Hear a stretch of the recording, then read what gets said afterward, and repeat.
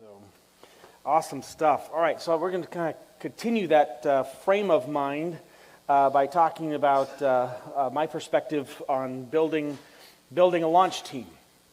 I'm going to be kind of sharing my perspective on that. I like that you're getting different views. You can kind of get you'll see certainly some things in common, but some also just different variants on your style of planting. First thing I want to talk about is creating a launch plan. A launch plan is a document that explains what you're doing, why you're doing it. And the document itself will go through various different versions. It may start off with a one-page sheet concept, but the more you dig into what you're trying to do, the more complex that document will get. There are several things that a launch plan answers. The first thing it answers is, why are you planting this church? That is the number one question you're going to get from people who are interested and those that are not interested. Those who might even oppose you. Why are you planting this church? Don't we have enough Adventist churches around here? Why planting this church? Why not help with this other great church here? Why plant Life Bridge when you got Tacoma Southside? Why do that? Well, there's a reason for that. God has called you to reach a people, a segment of the population, a community that's currently not being reached. This answers that question. So for us, when we made the decision 2.5, 3 years ago to launch a campus of Belchville Church in Washington, D.C., there's like 8 churches Adventist churches in D.C. And so people began asking, why plant another church? Because as awesome as those churches are, they weren't necessarily targeting the young adult professionals. And we wanted to reach the young adult professionals. So those churches that are there are amazing, they're awesome, they're being used by God to do outstanding stuff. We're not in any way competing with them, but we wanted to reach a whole segment of the population that was essentially not being targeted. And in order to get one church per 25,000, we need to have 8 more churches in Washington, D.C., the District of Columbia. And so we're looking to just get one of those. All right, so it answers, why are you planting this church? Who are you trying to reach? Who are you trying to reach? Now, there may be a church in a 25,000 population, and there may be another one in a 25,000 population, and another 25,000 population. There may be enough like that, but then when you pull back further, you might realize that there's no Filipino church in that entire 100,000 population. And there's a number of Filipino, there's more than 25,000 Filipino households in there, and nobody's reaching them. And that's with a number of segments. And so you might want to try to reach them. You might have churches that are there doing amazing things, but as Dustin and others have shared, maybe kind of targeting the older generation. And you want to be able to reach some of the youngers. And Dustin's absolutely right.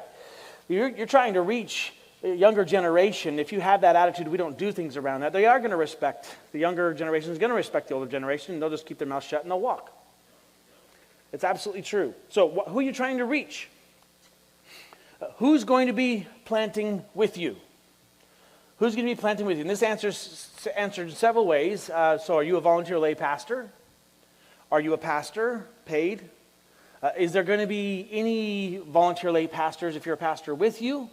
Is there a mother church that is partnering with you?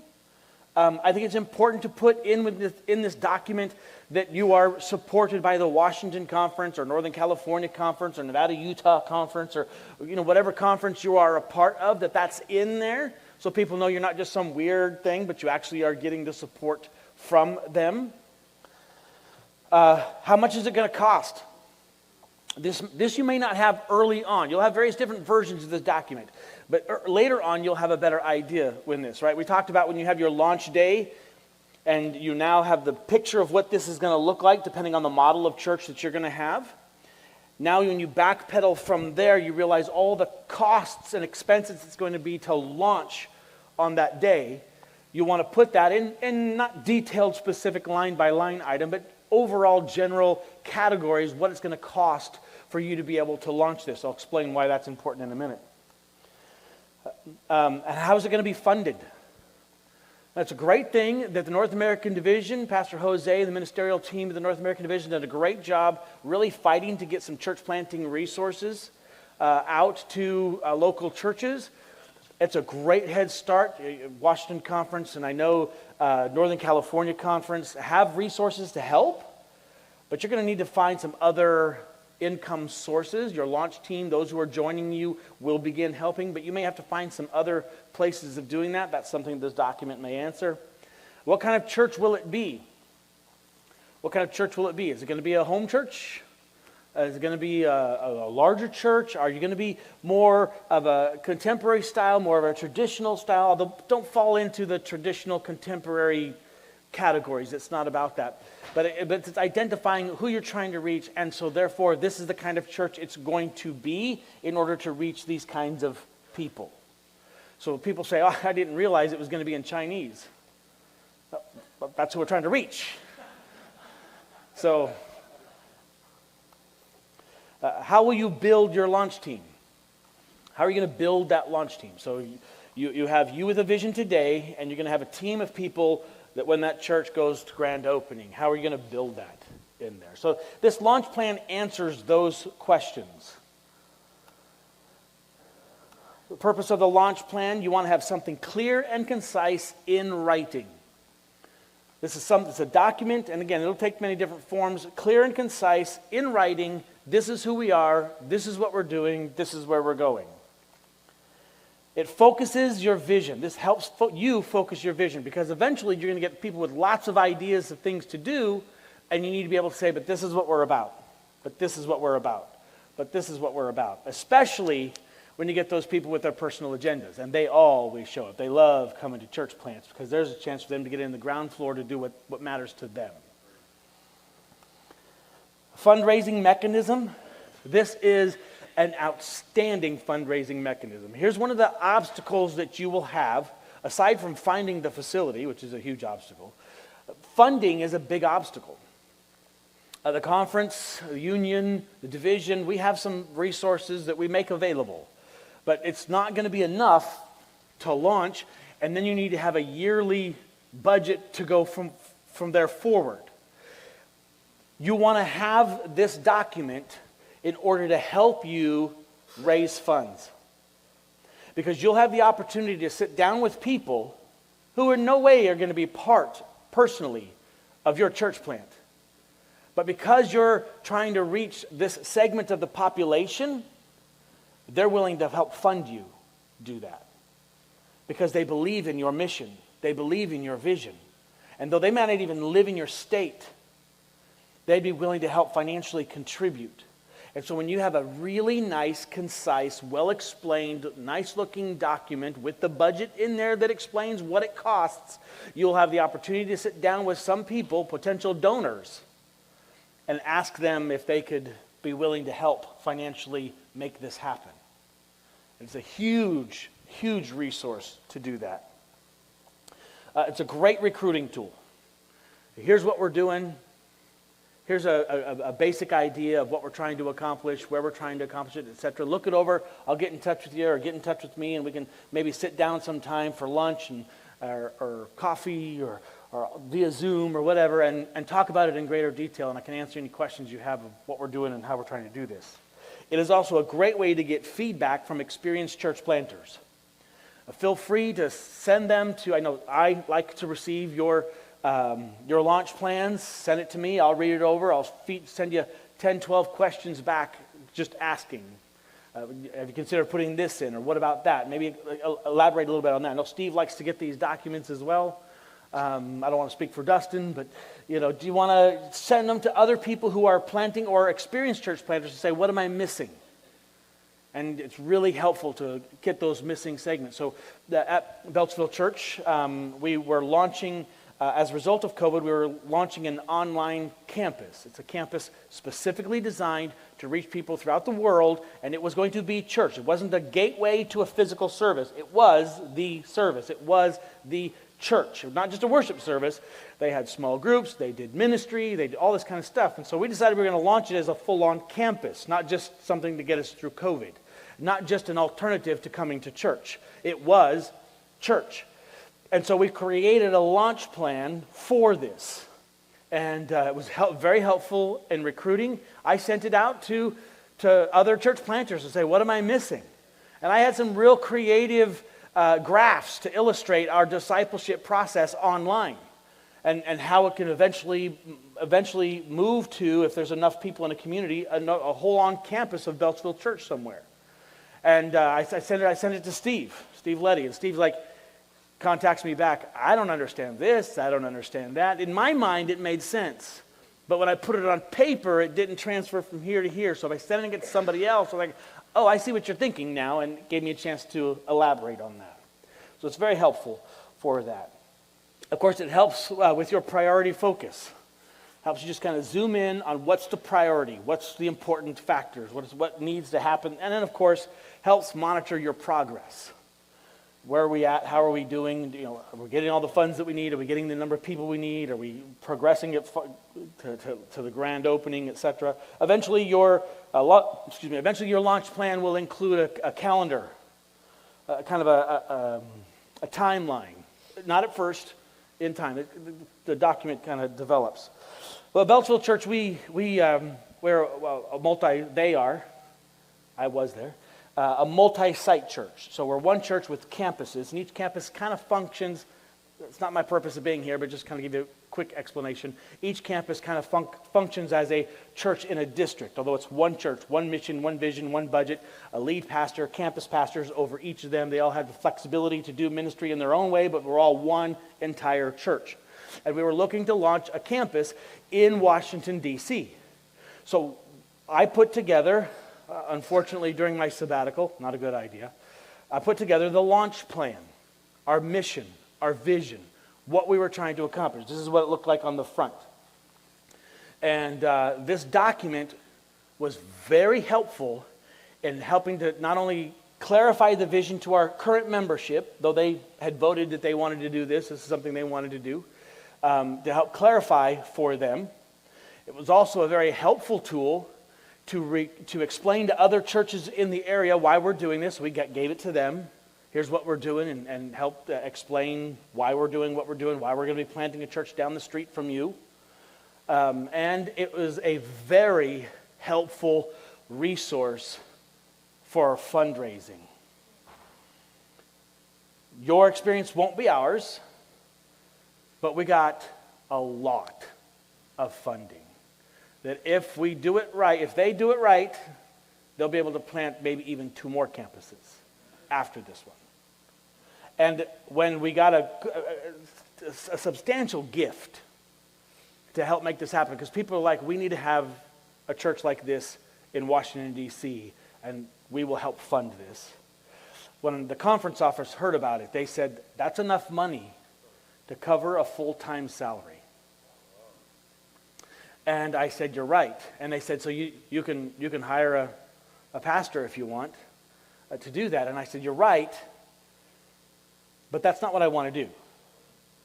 I want you to match that gift as a conference. And I want you to provide that full-time salary for that campus so we can use these funds to not only plant this campus, but potentially 2 more. And when I mentioned that I think I mentioned it to the ministerial director first, he laughed. He said, Tim, we only have so many FTEs, full-time equivalents, We only have so many. We don't have extra full-time salaries sitting around. We can't just give you another full-time salary. And I said, I know that. I understand that. I know that if you chose to do this, it would be a sacrifice somewhere else. But I just want you to think about it. I took several months. He had this plan. Sat down with the president for breakfast one day, and I said the same thing to him. And he said, we just can't do that. I said, listen, I know. I've been on executive committees. I've been a ministerial director. I've been in this conference long enough that I know that there are places in this conference where you are wasting an FTE. Oh, wow. Good for you. I know. It's happened. It's reality. I'm telling you that if you invest here, you won't regret it. And the president said, you know what, you're right. If the ministerial director okays it, I'm okay with it.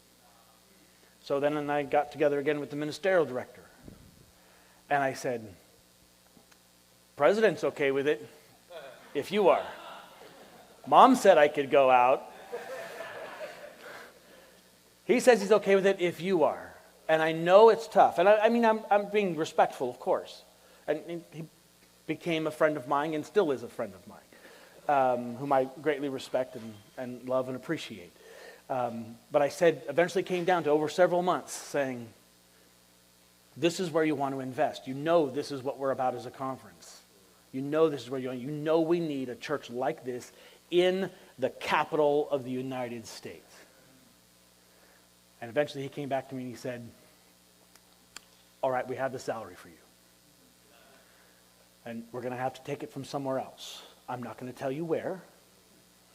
And a couple of weeks later, somebody moved out of a church and they didn't replace them. And so I kind of figured out where that came from. As a result of that, we hired Pastor Joanne Cortez to be the campus pastor of this new church, who now, as you heard, has over 100 people in their preview services. I think this document helped really provide that momentum. So when the conference office said, we're willing to give that salary, they saw that we were serious, we were organized, it wasn't just a flippant idea, that they were willing to invest in that. And then we had other people step forward to provide investing, not just in D.C., but the entire concept and movement. So it's really an important document. I want to give you a gift on my website, missionalchurchleadership.com. Write that down, take a picture. missionalchurchleadership.com. Under resources, you'll see a category called launch plans. You'll see a copy of the D.C. launch plan. It has since changed since then. It's evolved. It is an evolving document. But you'll see the one that we started with. Obviously, it was done pre-COVID, and launch date has moved, and other dynamics have changed. But you'll see it there, and a whole bunch of others that I have found to be very helpful, good ideas. You'll need to create your own, but you can kind of see the basic categories of things that you'll want to look at. And I tell you, if it looks good, it will really help in the funding and approval process. You go to an executive committee that's looking to approve you as a company or a group or whatever, and you just have some things written down on a piece of paper versus a really nice document. People look at that and they say, they're serious. It makes a difference. So it is a great recruiting and, of course, fundraising tool. So now, recruiting and training your launch team. This is a little different perspective than other people have. This is a plan that I've used and it's worked pretty well. Jesus said that he was going to build his church, right? He's going to build his church. And when he talked about the harvest, he said that the harvest is plentiful, but the workers or laborers are few. Ask the Lord of the harvest, therefore, to send out workers into his harvest field. You and I need to be praying not for the harvest, not for the reaping, not for the church, but for the workers. The harvest is plentiful. The potential is huge. The problem is not that the world is so wicked and pagan and that the devil has such a stronghold on it. Jesus promised the gates of hell will not prevail against his church. The problem is the workers, the people who believe that it can happen. So this is where you want to pray. This is where you want to fast. This is where you want to seek discernment in pulling together workers to harvest that. Now, there's some terms I just want to define the difference between a launch team and a core team. I use the terms personally interchangeably, but academically speaking, that's incorrect. So I just want to clarify for you the technical definitions. A launch team is a group of people who buy into an established vision and help to launch the church. A core team is a group of people committed to planting a church that help develop the vision. So these are two different approaches. Neither is wrong. I tend to use the launch team paradigm more than the core team paradigm. So when I have my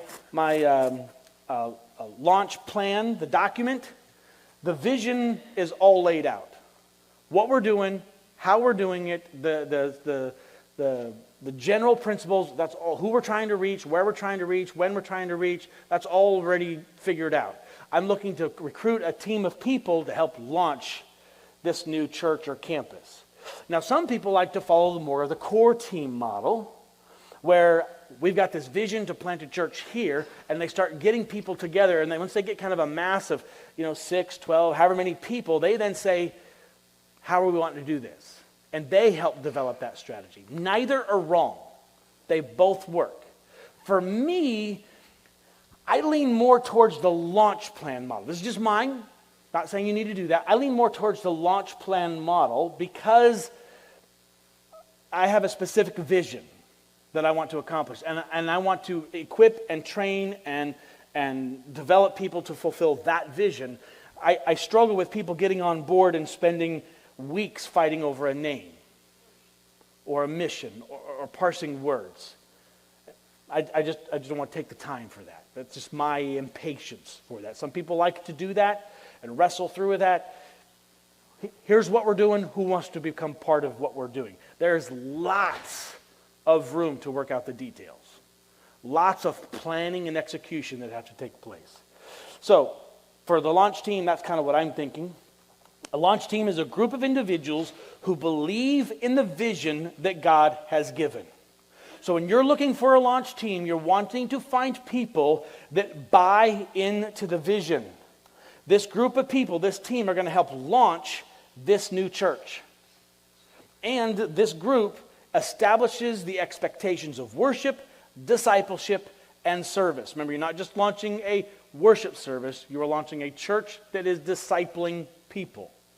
The details of what worship's going to be like because of who we're trying to reach, what the discipleship process is going to be like. You'll have broad strokes, but you'll need to work out those details and who we serve in the community. All those details, this team helps to work out and establish the expectations. Here's one of the most important factors. I know Steve's mentioned it. Dustin just mentioned it a moment ago. A launch team is by invitation only and is comprised of people who are completely on board with the planter and the vision of the church, including its theology and philosophy of ministry. You do not want people on the team that are not fully committed to it. And I promise you, it is going to be incredibly tempting for you to do otherwise. Because you are praying, Lord, give me harvesters for the harvest. Give me workers for the harvest. Please bring the laborers. And then somebody comes forward that has money or influence or has talent, but they have their own agenda. Or they want to do things their own way. And it's going to be tough for you to say, this is not for you. And you might be tempted to just keep them on board, but you will have problems later. I wished I had known this when I planted my first church. I wish I'd known this. The first church I planted was in Olympia, Washington. I was pastor of Lacey Church.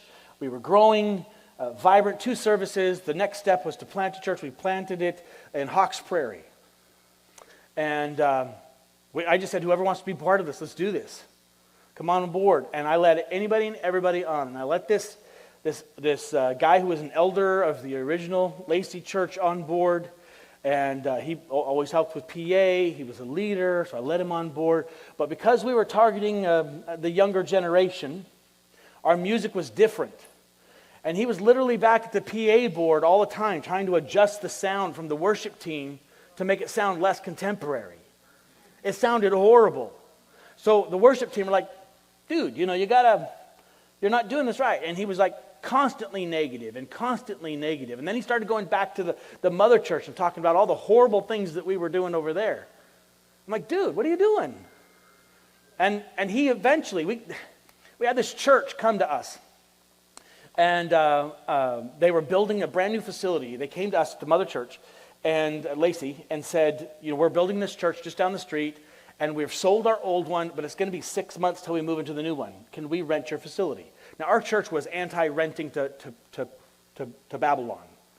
We don't rent to Babylon. Why would we provide our facility to people who are teaching Sunday worship? So they were anti this, but I managed to convince them, let's serve these people for 6 months. So they came in, they worshiped for the 6 months. Well, when we were looking to plant this new church in Hawks Prairie where they were at, we went to them and said, can we worship in your facility? They're like, yeah, of course, you were so gracious to us. We'll rent to you on Saturdays. But that one guy had to have his drink there on the PA system. And their PA guy's like, dude, you can't have your drink. You know, the policy, you can't have your drink there. He got us kicked out of that facility. And it was just horrible. It was a bad experience. It was like overnight. And like we had to quickly find something else, and we were in a school gymnasium. We were in the Elks Club, and I mean like big giant elk on the wall kind of stuff. Worship Jesus. Sacrifice. And I wished I had known this. If I had known this, I would have said, this isn't for you. This isn't for you. I didn't know that. Purpose of your training. So once you're getting your team on board, you want to begin training them. Now, depending on your model, you have a core team. They develop the mission, the vision, and then you start recruiting the launch team, however you want to do it. Or in our case, we have the mission and the vision. We recruit people. Once we get to a certain mass, we begin training.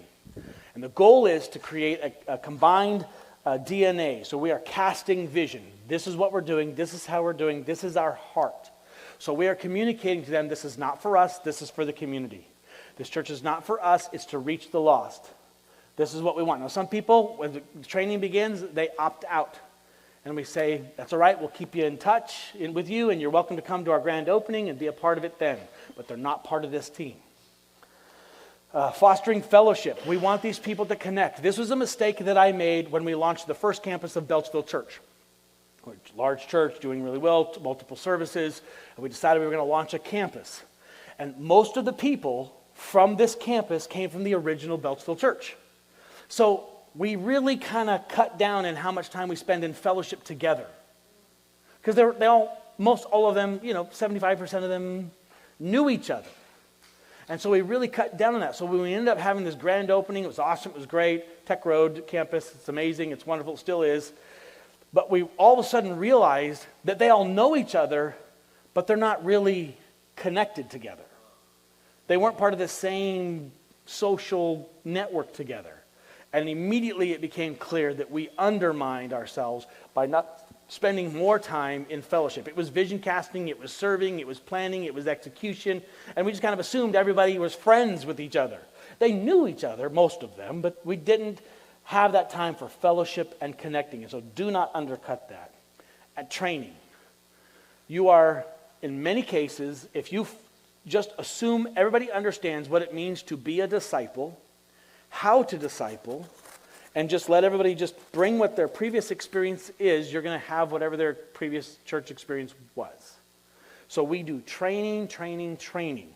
And when we train people, we train them on spiritual gifts, we train them on our discipleship strategy, we train them on the community that we're trying to reach, we train them on what it means to love the least of these. We just train. And as we bring new people on, we make sure we train them, continuing to train. Training literally never stops.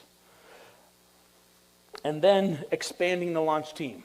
As we're doing the training, preparing for the launch, training on a weekly basis, we're encouraging people to invite other people to come. And we catch them up with the training, and they're recruiting new people. So when we start with 20 or 25 people on our launch team, it ends up building to 50 some people on our launch team. And once we get to about 50, that's when we launch our pre-launch phase. And Steve, I don't know if you're talking about that this weekend, but okay. Pre-launch phase that we end up going from 50 to 100 people before we even launch, which is where Joanne is at now.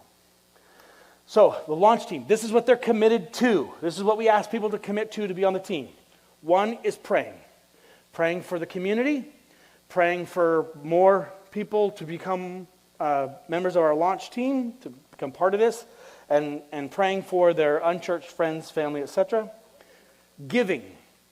We ask them to start giving to the church. As soon as we're set up to financially receive those funds, we're asking them to start giving. Training. You have to come to the training. When we begin our weekly launch team training, we need to have you there and participating. Use their gifts and talents in ministry. Right? Eventually, there'll be people who will come to just check things out. They'll come in, they'll see things, they'll have worship, they'll grab a bagel, and they'll leave. That's not our core team. Core team are using their gifts and talents in ministry. and then reaching out to their unchurched friends and associates. We educate and educate, train, train, train. You are a missionary, and where you live, where you work, where you go to school is your God-given mission field. Here's how you reach them, here's how you connect with them, and here's how you used by God to help disciple them in the process. So our lunch team process, we have weekly gatherings throughout COVID. They've been via Zoom. Spiritual formation, a part of our weekly gathering is taking time to make sure they understand how to have a relationship with Jesus Christ, how to pray, how to study the Bible, how to have a walk with Christ, etc. So one of the things that we've used is the book Experiencing God, and we'll just go through it together. Go through a chapter each time we gather together as a way of just bringing awareness. You can use whatever source you want. Systems development, right? We talked about systems already. You know, we talked about the worship system, the hospitality system, etc. We go through the details of that. So when we cast the vision, we know that when you become part of this church, you're becoming part of a church that is committed to hospitality. The details of all of that, the launch team works that out. We work out the details. Well, how's the best way to do that? And how's the best way to do that? We work out the details of that. Lots of time for developing the systems. Here are some of the key mistakes. If you forgot everything else that I've shared, note these. And I say mistakes because I've been through the experience myself. These are mistakes I have made. Recruiting people with wrong motives. When you sit down and have a conversation with them, and you're sharing with them the vision, the mission, you start asking questions. What's your church experience? What about this sounds interesting to you, etc. And you're listening for concepts and phrases about their motive for becoming part of this. Well, because I hate everybody at the church I'm at now.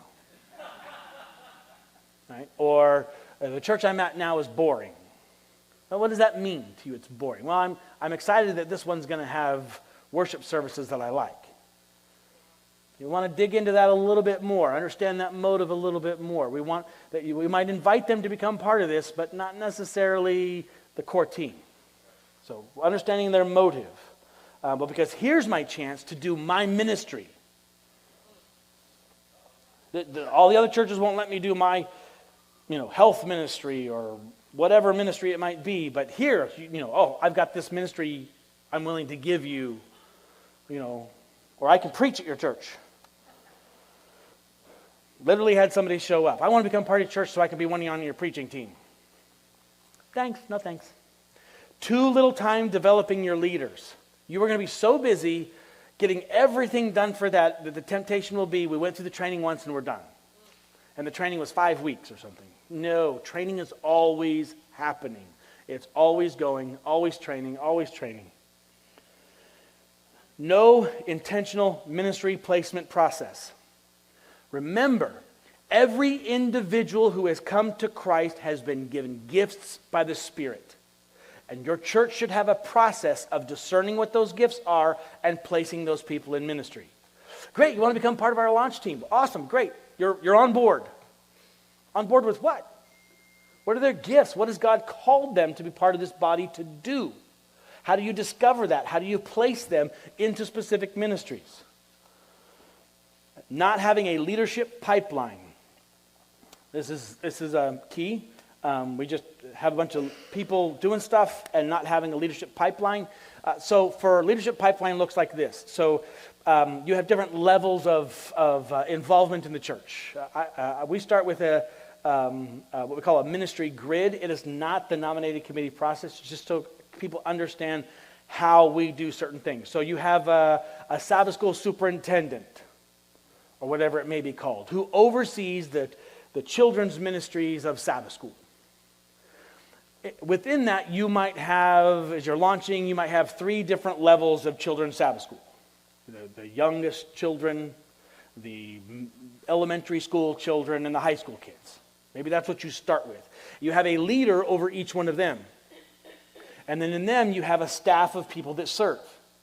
Your leadership pipeline is that you are constantly looking for people who are serving in those departments. Well, first, you're looking for new people that you can recruit to serve in your children's ministries. And then you're looking for people who could not just serve, but amongst those who are serving, who could become leaders of these departments, and among those leaders, who can be superintendents. And so you're constantly working because eventually people move. And if your Sabbath school superintendent is the only one who knows how to do everything, you're going to be in trouble when he or she leaves. So you're constantly moving that system. Everything has that.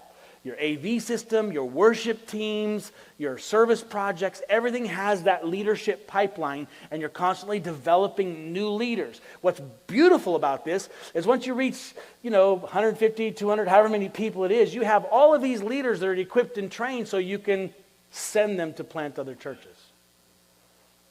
And then, huge, no second layer of leadership. So when you develop your ministry grid that says, in order to have our launch day, in order to have ministry, here's all of the things, the positions we need to have filled to do this. Now again, our focus isn't on like a nominating committee list. Our focus is on the people, but we know we need X number of people to run hospitality. We know we need X number of people to run the children's ministries for grand opening.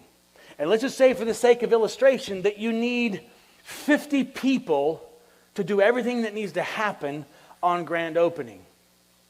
Then you need not 50, but 100. Because once you launch, you'll start losing your core team. I know, it sounds crazy. Within 2 years, you'll lose 50% of your core team. This was why the South Sound Seventh-day Adventist Church failed in Olympia, Washington.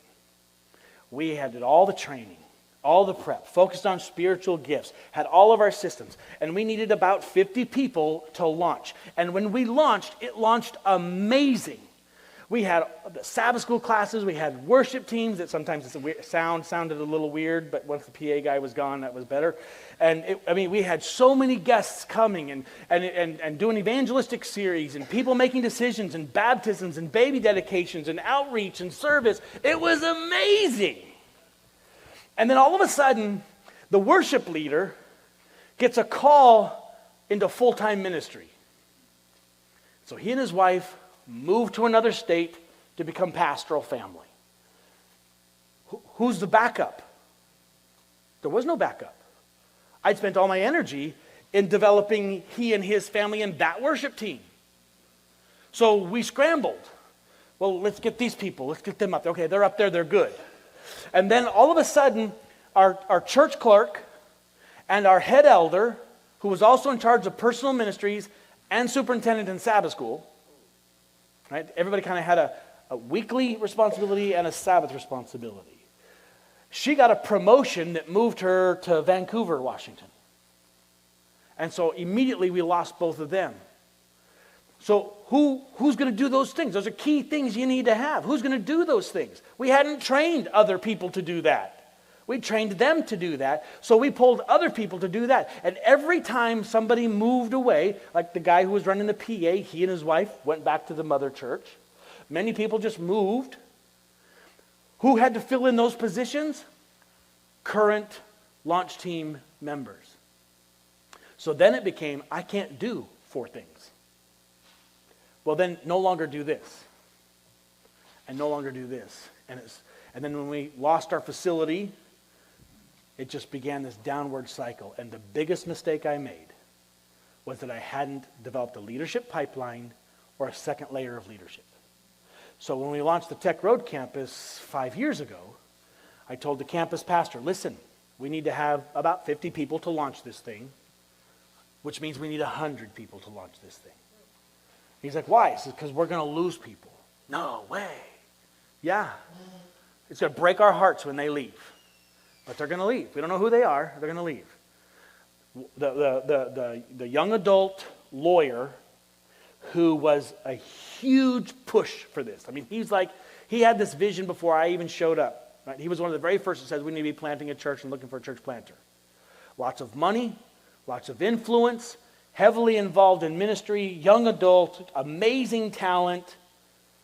He gets a new job in California. Devastated us. He's the last person. He'd lived there his entire life, was doing great as a lawyer there. He would never leave. We would never have guessed he'd been the one to leave. And when it left, we were all heartbroken. But we had a second layer of leadership. Other people just stepped right in place. People just transitioned nicely in place, and we're constantly doing that. I think that's one of the primary reasons church plants fail, is because they focus on this group. And then when people move, because it happens, then they've put all their energy into this and not in that process, development process. So, all right, I know I kind of went a little bit over, I think, I'm not sure. So any questions?